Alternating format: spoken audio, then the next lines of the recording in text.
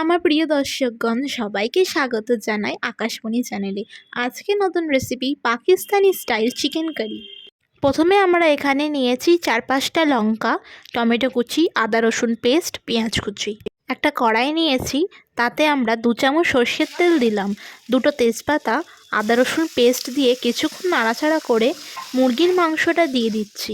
4-5টা কাঁচা লঙ্কা দেব।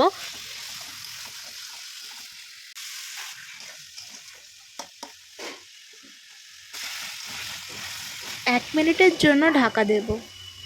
ঢাকা খুলে আমরা হালকা নাড়াচাড়া করে পেঁয়াজ কুচি দিচ্ছি। এরপর টমেটো কুচি দিয়ে নাড়াচাড়া করব। 2 মিনিটের জন্য আমরা আবার ঢাকা দিলাম। ঢাকা খোলার পর সবজি এবং মাংসের গা থেকে জল ছেড়ে দিয়েছে।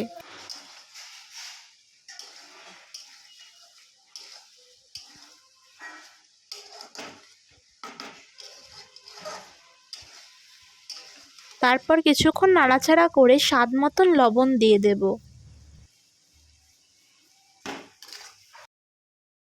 এরপর আমরা দিচ্ছি ধনের গুঁড়ো, জিরের গুঁড়ো, গরম মশলা, কাশ্মীরি লঙ্কার গুঁড়ো। এই মশলাগুলো দিয়ে মাংস আমরা কষিয়ে নেব।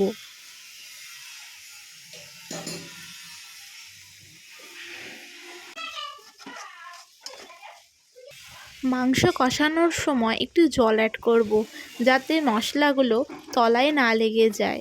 যেহেতু আমরা অল্প তেল দিয়ে রান্না করছি, তাই একটু ঢাকা দিয়ে রান্নাটা করব।